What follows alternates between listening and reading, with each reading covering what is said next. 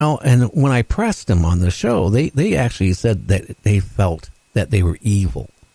They didn't care about mankind or us. They're just doing their thing to, whatever they're doing to examine people or whatever they're doing to us humans. But yeah, a lot of people just don't realize, okay, if you take whatever they are and they're so much more advanced than us, they're not going to look at us with compassion because they might not even know what compassion is. They never watched Leave It to Beaver. No, and I would add an analogy to that. Like, how many times have you been to the doctor, and there's certain doctors where you're just amazed at how much they care, and they got into the profession to serve people, and they love people, and they want to make you better, and they love your kids. If your kid's really sick, they want to help them.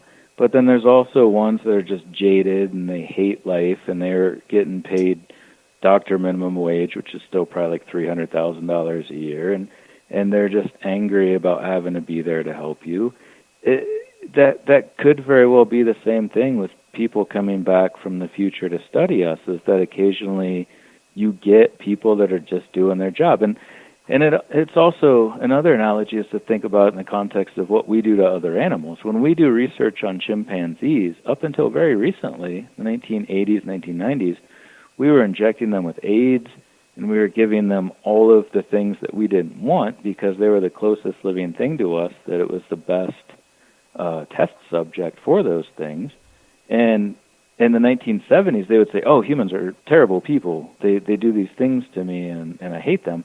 And now, in 2019, they'd say, well, humans aren't too bad. They're kind of like my doctor that gives me lollipops at the end of the examination.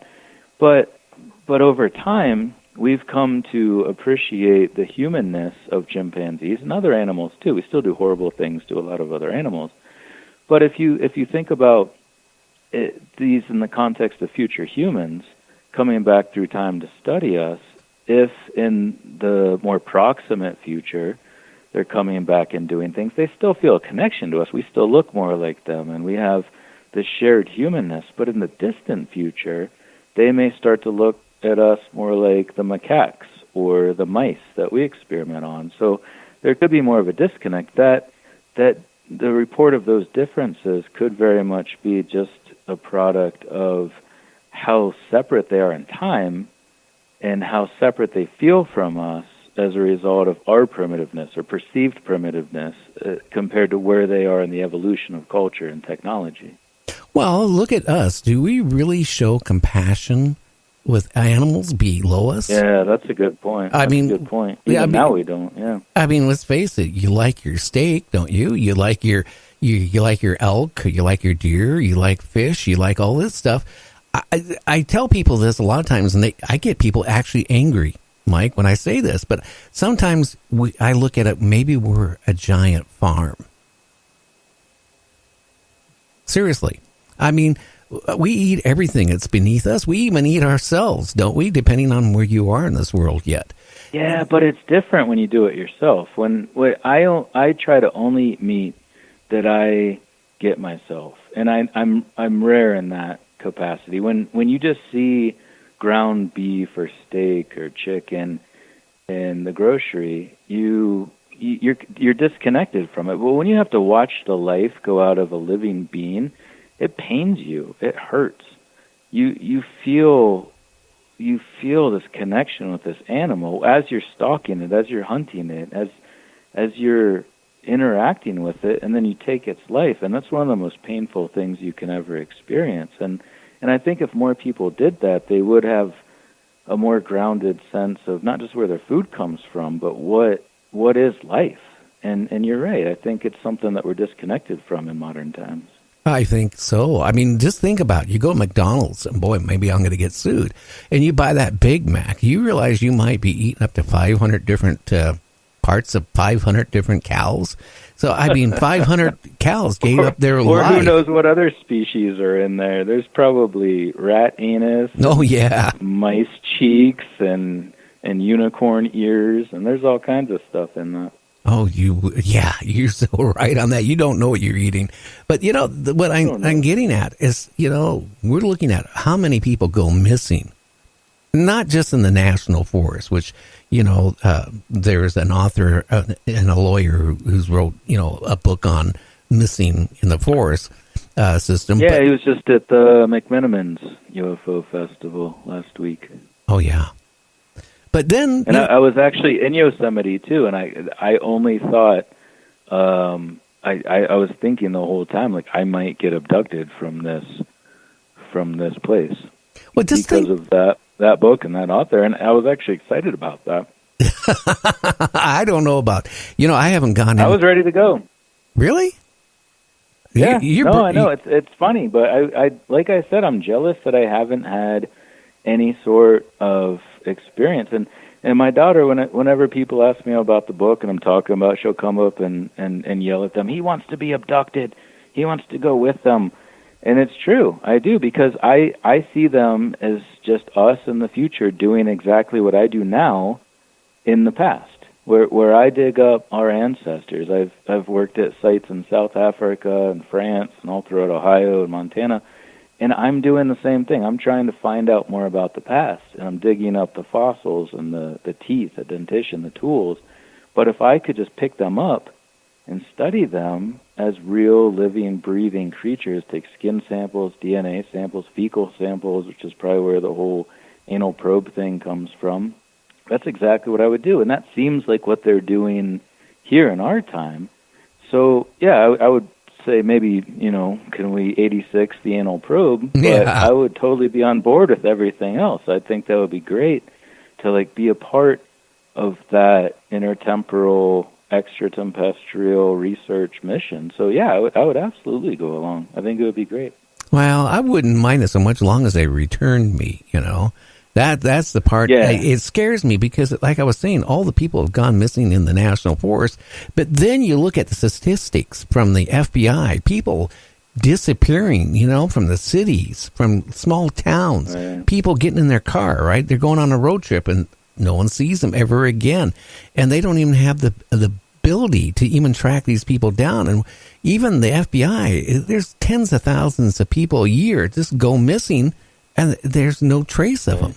Now, yeah, we got serial killers out there, but I don't think there's that many of them. I hope not, anyway. No. And they have a lot of really high-tech devices to help them track people at this point, and networks that people shouldn't just disappear anymore, and they do, and it's really sad, and it's tremendously difficult for those families, and they certainly want answers and want to know. But yeah, with all of the technology we have today, it doesn't seem like people should just be able to disappear anymore. Back about in the 90s, for example, you could really disappear because, computers weren't like they are now. So let's say going back in the mid-'80s, for example, a person could go out and create a new identity and disappear and nobody could trace them down. Now, you can go and not even have to spend much money or any money, and you can trace somebody down really easy. But again, it is scary. The amount of people are vanishing. Sometimes I wonder, are they disappearing because maybe of aliens or whatever, or our own government? I have no idea, but it's scary, And I have to say, you're very brave going out in the woods, but it sounds like you're packing when you go out in the woods anyway. At least I hope you are. Well, yeah, I do, but I was asked this on the UFO News Network show about a month ago, right before I left to go to Yosemite and Lake Tahoe and a bunch of other national parks and state parks. But they asked me, they said, the whole show is specifically centered around what would happen if you were out hunting and came across extraterrestrials abducting someone into a flying saucer. And I said I would go help them. And the host, Chant Hanna, said, you go help the people. And I said, no, I would go help the humans that are taking them from the future to do research on them, because I would really love to be a part of that. I would like to see what instrumentation they have, what types of tools they have, how they're doing their research in the future, the same way that I would do it now. So there was never even the question of shooting at them or trying to protect the humans. I just wanted to be a part of what's happening, what that research mission is. And yeah, I take a gun out, I take bear spray out, but that's for the mountain lions and the bears. That's not for the time travelers. I would love to go with them. In fact, I walk to very remote places hoping that I am in a place that's remote enough that they could come down and we could have a chat. Interesting. Yeah. Again, I'm thinking like what Calvin Parker said on my show when he was in the saucer and he was on that exam table, whatever what it was he was on. He said that the female creature was like putting her fingers down his throat and then trying to come up through his nose, and which, as you know, you can't do it. And no. He said that was a very painful experience. That sounds horrible. Yeah. Yeah. And when he was released, he got the feeling that at least, I don't know, maybe we're being visited by who knows how many different things. And I guess some of them are going to be maybe compassionate towards humans. Maybe some are not.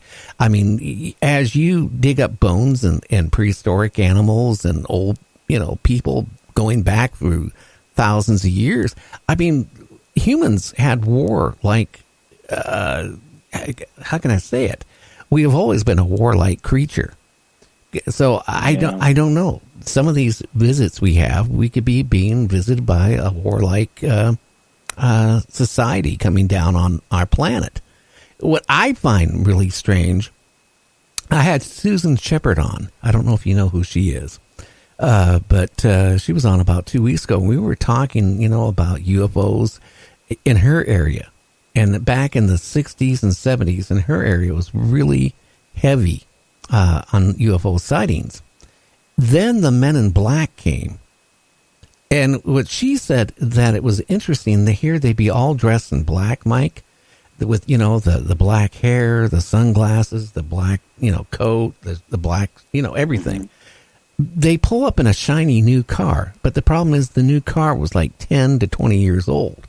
But it looked like brand new.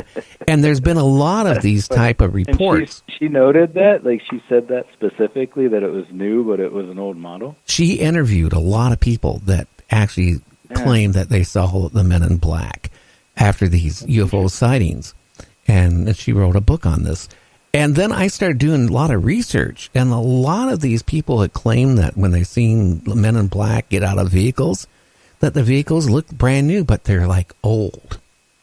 And then, I started thinking, because I've been in broadcasting, since 76. I got into radio as a CBer and then an amateur. 10 years old as a CBer. When I was 12 years old, I had my amateur license. My dad was an electronic engineer, designed stuff for Boeings, I started thinking one day that, when we sent out, especially years ago, these high-powered transmitters for TV stations, like Leave It to Beaver, the Waltons and all this type of shows, and all the other violent shows that went out, take 10, 20, 30, 100 years to reach their destination out there in space. So maybe some of the societies out there started getting our TV signals and, and was in some way was able to watch them, and they figured that's how the humans live. So when they came down here to, whatever they are, the Men in Black, they mimicked what was really popular in the late 50s. Late 50s, men wore black, the black dark sunglasses, the black hat, the coats. And it kind of made sense to me in a way. That's like all these reports of these old cars that look brand new. Yeah, that's possible.